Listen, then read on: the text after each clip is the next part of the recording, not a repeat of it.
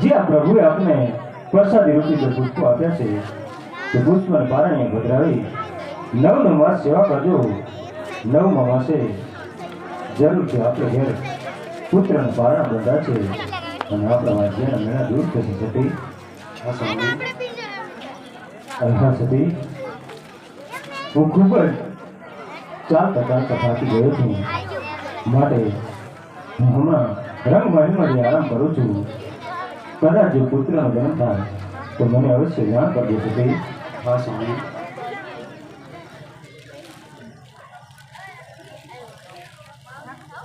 હિયાને માથાનો